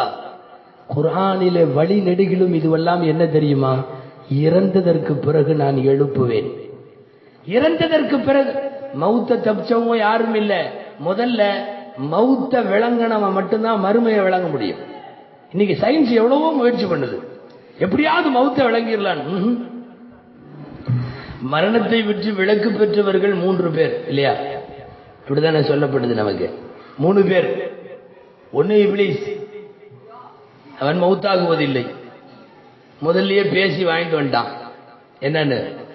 பூமிக்கு இறங்குறப்பவே சபிச்சு வெளியே அனுப்புறப்பவே கியாமத்து நாள் வரை நான் உயிரோட இருக்கணும்னா போ, பனு ஆதம்களை சோதிப்பதற்காக உனக்கு ஆயுசு உண்டு, இன்னக்க மினல் முன்தரீன். 2வது, தஜ்ஜாலுக்கு மௌத்து இல்லை. ஷர்ரு காயிபின் தவர், தஜ்ஜால் இதுவரை மௌத்தாகல, இதுவரை எங்கேயும் அடக்கப்படல. தஜ்ஜால் யாருக்கு மகனாகவும் பிறக்க போறதும் இல்லை. ஹதீஸ்ல எப்படி வருது? ஷர்ரு காயிபின் தவர், மறைவாக இருக்கிற தீய சக்தி வெளிப்படும்னு வருது. அவன் யாரு வவுத்துலையும் பிறப்பான்லாம் வரல. இங்க வாட்ஸ்அப்ல நிறைய பேர் நடுவுல ஒரு கண்ணை போட்டு விட்டு பிறந்து விட்டார் அப்படின்னு. பிறந்தா அதுக்கு பேர் தஜ்ஜால இல்ல போடா. அந்த ஆஸ்பத்திரியில தஜ்ஜால் பிறந்துருச்சு, இந்த ஆஸ்பத்திரியில தஜ்ஜால் பிறந்துருச்சுன்னு நிறைய தஜ்ஜால் இப்ப அனுப்பிட்டு இருக்குது. ஷர்ரு காயிபின் தவர், மறைவாக இருக்கிற தீய சக்தி. 3வது, ஹிதர் அலைஹிஸ்ஸலாம் அவர்கள். நபிமார்கள்ல ஹிதர் அலைஹிஸ்ஸலாம் இன்னமும் மௌத்தாகல. இந்த 3 பேரை தவிர உலகத்துல மௌத்தா போகாதவங்க யாரும் இல்லை. ஒருவேளை மௌத்தில் இருந்து யாருக்காவது விளக்கு இருந்திருந்தால் எபெருமான் ஸல்லல்லாஹு அலைஹி வஸல்லம் இருந்திருப்பார்கள். லவ்கானத்தி துன்யா ததுமு லிவாஹிதின் லகான முஹம்மதுன் அவுலா பித்தவாமி லகான முஹல்லதுன் ஃபீஹா முஹம்மதுன் ஃபீஹா முஹல்லதா. உலகத்திலே நிரந்தரம் என்பது யாருக்காவது கொடுக்கப்படுமானால் முதல் தரத்திலே அது முகம்மதுவுக்கு கொடுக்கப்பட்டிருக்க வேண்டும் இல்லையா? அப்போ யாருக்கும் தரப்படவில்லை அந்த நிரந்தரம். மௌத்த விளங்கலான்னு பாக்குறாங்க, விளங்க முடியல. சயின்ஸுக்காரங்க என்னென்னமோ பண்ணி பாக்குறாங்க, விளங்கல. மௌத்த விளங்குறதுன்னா முதல்ல ரூஹ விளங்கினாத்தான் மௌத்த விளங்க முடியும். இந்த ரூஹுன்னு ஒண்ணு இருக்குல்ல, எங்க இருக்குன்னு யாராவது தெரியுமா? தெரியாது. ரூஹ் இருக்கு. இந்த ஸ்கேன் எடுத்து பார்த்தா தெரியாது. எக்ஸ்ரே, ஸ்கேனு, அந்த ஸ்கோப்பு, இந்த ஸ்கோப்பு, எந்த ஸ்கோப் வச்சாலும் தெரியாது. கிட்னி தெரியும், ஹார்ட் தெரியும், எல்லாம் தெரியும், இறைப்பை தெரியும். சின்னதா மூளைக்கு போற அத்தனை நரம்புகள்ல ஒரு சின்ன நரம்பு சுருண்டு தான் அதை கண்டுபிடிச்சிடறான். உங்களுக்கு போற வழியில கொஞ்சம் சுருண்டு இருக்கிறதுனால நீங்க ஒரு மாதிரியா உளறீங்க அப்படின்னு கண்டுபிடிச்சிடறான். ஒரு சின்ன சுருக்கத்தை கூட கண்டுபிடித்து விடுகிறான். ரூஹ் இருக்கப்பா? இருக்கு, கன்ஃபார்மா இருக்கு. எங்கப்பா இருக்கு? தெரியல, ஆனா இருக்கு. அது போன உடனே எல்லாம் போயிடும். அடைக்கப்பட்ட ரூம்ல, ஏசி ரூமுக்குள்ள ஃபுல்லா கவர்டு, அப்படியே எந்த துவாரமும் இல்லை. மூத்த போயிடுறாரு. நம்ம ரூஹு போயிடுச்சு. எந்த ஜன்னல் வழியா போச்சு, எந்த கதவு வழியா போச்சு? நூல் ஆள் நுழையறதுல நூல் நுழையிறது கூட துவாரம் இல்லையே. அப்படி ஒரு அடைக்கப்பட்ட ரூம். ரூஹை இன்னமும் உலகம் புரியல. அல்லாஹ் சொல்றான், நபியே உங்களிடத்தில் ரூஹை பற்றி கேட்கிறார்கள், நீங்கள் பதில் சொல்லுங்கள். குளிர் ரூஹு மின் அம்ரி ரப்பி, ரூஹு என் ரப்புடைய மேட்ரு, நீ யாரும் உள்ள வராத, நீ யாரும் வராதன்னு அர்த்தம், உனக்கு விளங்காதுன்னு அர்த்தம். ரூஹை புரியாத வரை மௌத்தையும் புரிய முடியாது. மவுத்தும் அந்த மவுத்துக்கு பின்னாலே இருக்கிற ஒரு சில வாழ்க்கை விஷயமும் இதெல்லாம் அல்லாஹ் தஆலா தன்னுடைய கையில வச்சிருக்கான். நம்ம ஆளுகளுக்கு மௌத்தா போற வரைக்கும் நம்புறது இல்லை. இப்பவும் நிறைய பேர் கபூர்ல அப்படியும் அப்படியும் லேசா இடையில இடையில சைத்தான் வந்துடுறது. கன்ஃபார்மா எல்லாம் நடக்கும், ஒன்னும் பண்ண முடியாது. இந்த அபூ சுஜைர்னு ஒருத்தர் இருந்தார், பெரிய மகான். அவங்க ஒரு ஊருக்கு போனாங்க, நைசாப்பூர்னு சொல்லி. சஹீஹ் முஸ்லிம் ரஹ்மத்துல்லாஹி அவங்க ஊருக்கு போனாங்க. சஹீஹ் முஸ்லிம் உடைய ஆசிரியருடைய ஊருக்கு. நைசாப்பூர்ல அபூ சுஜைர் வந்துட்டாரு. எல்லாம் சந்தேகம் எல்லாம் கேட்டுங்க, பெரிய கல்விமான் வந்துட்டாரு. இன்னைக்கு பள்ளியாசல்ல உட்கார்றாரு. ஜனம் பூரா திரண்டுருச்சு. சில பேர் கேள்வி கேட்க வரும்போது தெரிஞ்சுக்கிறதுக்காக கேட்பான், சில பேர் இவரை மடக்கலான்னு கேட்பான். அப்படி நிறைய பேர் இருக்காங்க. அவர்களுக்கு பதிலெல்லாம் அவசியம் இல்லை, இவரை தெரியலன்னு சொல்ல வைக்கணும் அப்படின்னு. ஒரு பையன் எந்திரிச்சு வேகமா கேட்டான், ரூஹு இப்படியெல்லாம் கபூர்ல வேதனை நடக்கும், அப்படியெல்லாம் வேதனை நடக்கும்னா கபூர்ல அடக்கினா தானே வேதனை நடக்கும். சிங்கம் திண்டு போனா என்ன பண்றது? மௌத்தை பத்தி சந்தேகம் கேட்கிறாராம். சிங்கம் திண்டு போனா என்ன பண்றது? நெருப்புல கரிஞ்சு எரிச்சு போய் சாம்பல் ஆயிட்டா என்ன பண்றது? அப்போலாம் எப்படி உங்களுக்கு தண்டனை கிடைக்கும்? கிடைக்கும்பா, நீ சாம்பல் ஆகிற வரையும் தான் நீ பார்க்கிற. அதுக்கு பின்னால அவன் ரூஹுக்கு ஏற்றபடி அவனை வடிவமைத்து இறைவன் வேதனை செய்வான். நீ இத்தனை ஸ்கொயர் ஃபீட்ல அடக்கினா தான் அங்க மலக்கு வருவாங்கன்னு நினைச்சுக்காத. பதில் சொல்லிட்டார். அடுத்த கேள்வி, அவரை எப்படியாவது மடக்கணும்னு அதே ஆள் கேட்கிறான். அதெல்லாம் சரிதாங்க, ஒவ்வொருத்தரையும் ஒவ்வொரு கபூர்ல அடக்கிறப்ப பிரச்சனை இல்லை. நீங்க சொல்றீங்க நல்லவங்களுக்கு கபூர்ல நல்லது கிடைக்கும், கெட்டவங்களுக்கு தண்டனை கிடைக்கும்ன்றீங்க. இப்ப சில நேரம் போர்க்களத்தினுடைய நேரங்கள்ல, காலரா மாதிரி நோய் பரவக்கூடிய நேரங்கள்ல ஒரே குழியில நிறைய பேர்த்த அடக்கம் பண்றமல்ல, அப்படிலாம் அடக்கம் பண்ணாங்க பதில உகதுல எல்லாம். ஒரே குழியில 5-6 பேரை இன்னைக்கே நம்ம அடக்கம் பண்ணோம்னா அதுல ஒருத்தன் நல்லவனாகவும் இன்னொருத்தன் கெட்டவனாகவும் இருந்தா அப்ப என்ன செய்வீங்க? மாட்டிட்டாரு. ஏன்னா அந்த ஒரே கபருக்குள்ள நல்லவனுக்கு நன்மை அது பூங்காவனமா மாறணும், அதே கபருக்குள்ள கெட்டவனுக்கு அது என்னவா மாறணும்? நரகமாக தண்டனையாக மாறணும். அப்ப எப்படிங்க அப்படின்னு கேட்டாங்க. மௌலானா அபூ சுஜைர் ரஹ்மத்துல்லாஹி அவங்க சொன்னாங்க, அப்பவும் அப்படித்தான். நீ ஒரே கபூர்ல அடக்குனாலும் அந்த ஒரே கபருக்குள்ள படுத்திருக்கிற மையத்துகள்ல ஒண்ணுக்கு சுருக்கமா இருக்கும், ஒண்ணுக்கு அது எப்படிங்க அது அப்படின்னா, நீ 3 பேர் ஒரு பாயில படுத்திருக்க, 3 பேரும் ஒரு பாயில படுத்திருக்க. ஒருத்தன் கனவுல மாப்பிள்ளை ஆயிட்டு அவன் கற்பனை ஓடிட்டு இருக்கு, மாலை போட்டு உட்கார வச்சிருக்காங்க. அன்னைக்கு அவனுக்கு கல்யாணம் மண்டபத்துல. பக்கத்துல இருக்கிறவனுக்கு போலீஸ் ஏதோ குற்ற வழக்குல அவனை துரத்துது, அவன் ஓடிட்டு இருக்கான்.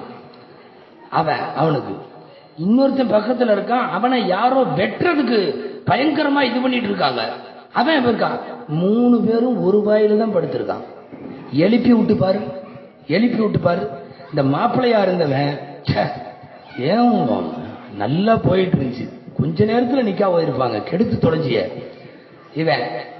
இவனை எழுப்பி விட்டு பாருங்க, நல்ல வேலை கனவா பா, இந்நேரம் அரெஸ்ட் பண்ணிருப்பானுங்க, ரொம்ப பயங்கரமா இருந்துச்சு அப்படின்னு. இவனுக்கு வேர்த்து இருக்கும், அவனுக்கு வேர்க்கல. 3 பேரும் ஒரு பாயில தாங்க படுத்திருக்கான். கனவுல ஒருத்தன் பார்த்தா பிளைட்ல போயிட்டு இருக்கான், ஒருத்தன் பார்த்தா ஜெயில உட்கார்ந்து இருக்கான், ஒருத்தன் பார்த்தா ஹஜ்ஜுக்கு போயிருக்கிறான், ஒருத்தன் பார்த்தா கல்யாணமா இருக்கான். ஒரே பாயில படுக்கிற 3 பேருக்கும் நீங்க 3 விதமான உணர்ச்சியில இருக்கிறீங்க. எழுப்பி விட்டா ஒருத்தன் வேக்குது, நல்ல வேலை இது கனவுங்கிறான், ஒருத்தன் இது கனவு தானவா நினைவா இருந்தா நல்லா இருக்குமே அப்படிங்கிறான்.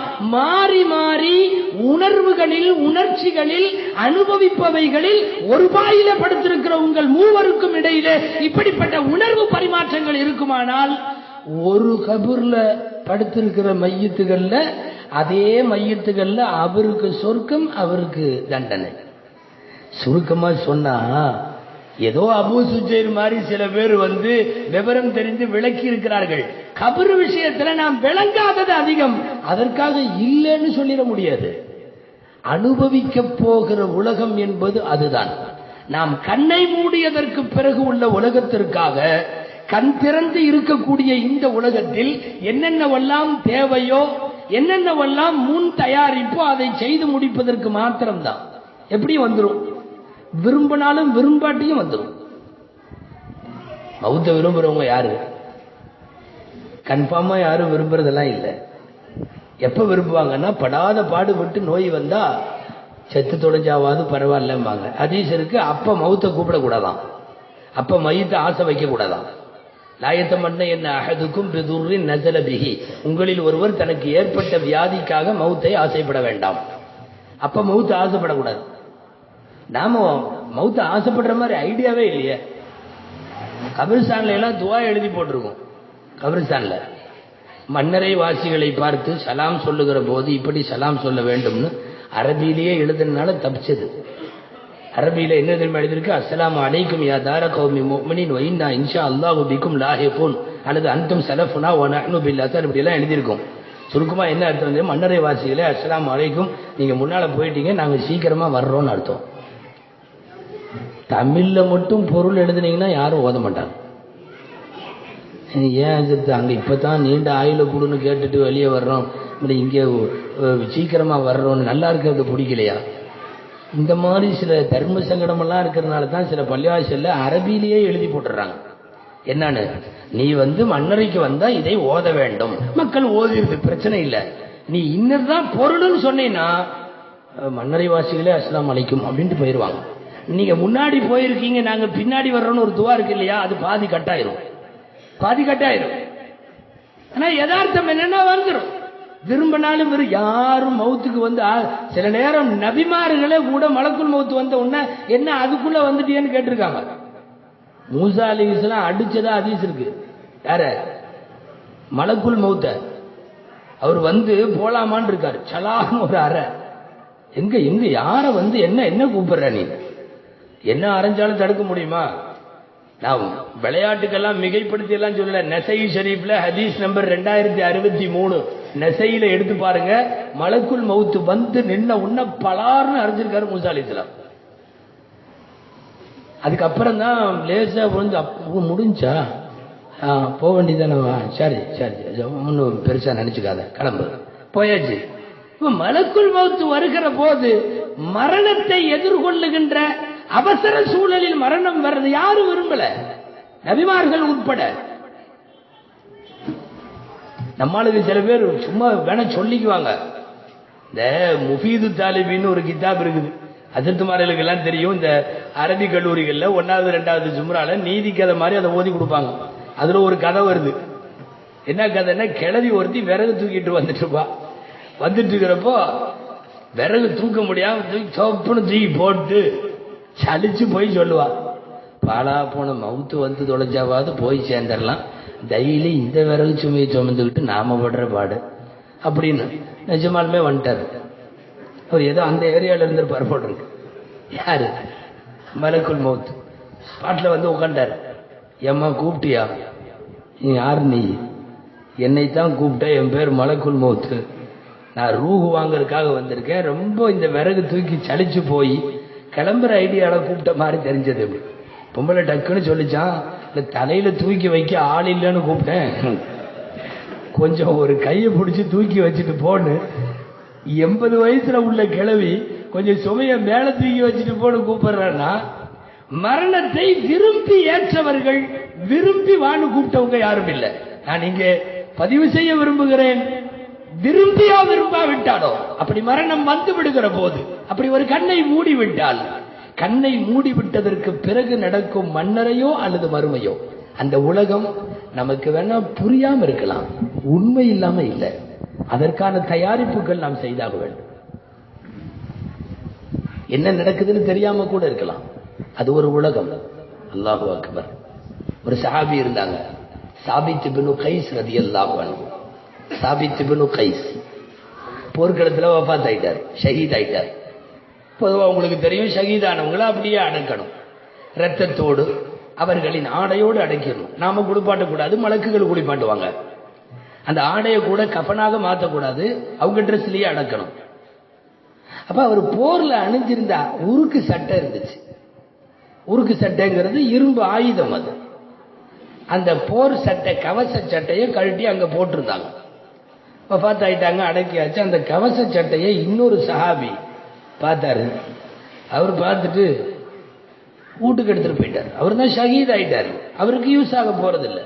அடுத்தடுத்த போர்கள்ல ஜிஹாதுகள்ல இது நமக்கு தேவைப்படும், இறைவனுடைய பாதையில நம்ம பயன்படுத்திக்கலாம் அப்படின்ட்டு எடுத்துட்டு போயிட்டார். சாபித் பின் கைஸ் ரலியல்லாஹு தஆலா அன்ஹு அன்றைக்கு காலித் பின் வலீத் ரலியல்லாஹு அன்ஹுடைய கனவுல வர்றாங்க. ஒரு 2-3 நாள் கழிச்சு வந்து சொல்றாங்க, என் உருக்கு சட்டையை அங்க போட்டு வந்துட்டேன். நான் சொல்றது சஹீஹான ஹதீஸுகளுடைய பதிவு, கதையல்ல. என் உருக்கு சட்டையை போட்டு வந்துட்டேன். இன்னும் சஹாபி எடுத்துட்டு போய் அவர் வீட்டுல வச்சிருக்காரு. சொல்றாரு, அவர் வீட்டுல வச்சிருக்காரு. அதை எடுத்து கொண்டு போய் காலித் பின் வலீதிடம் கொடுங்கள். அவர் தான் தளபதி. அவர்கிட்ட இருந்து கலீஃபா உமரிடம் போகட்டும்.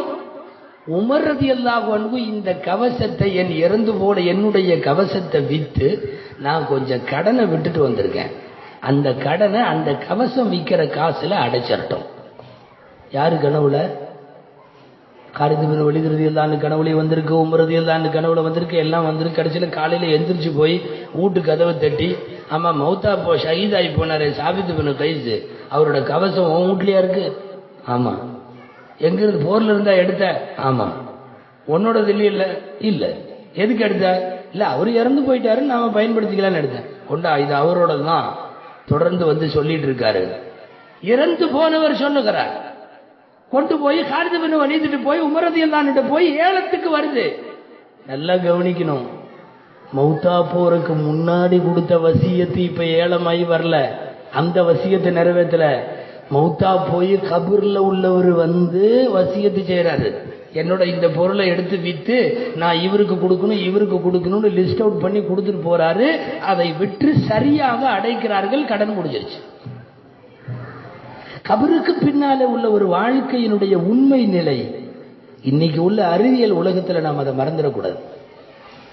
ஒரு பெரிய கிதாபை எழுதி முடிச்சுட்டு ஒருத்தர் மௌத்தா போயிட்டார். அந்த கிதாபுக்கு விரிவுரையை இன்னொருத்தர் எழுதினார். எழுதிக்கிட்டே இருந்தவர் பாதியில சடைஞ்சு போய், இதுக்கு மேல எல்லாம் நம்மளால எழுத முடியாது, இது பெரிய கிதாபு அப்படின்ட்டு பேனாவை மூடி வச்சு க்ளோஸ் பண்ணிட்டார்.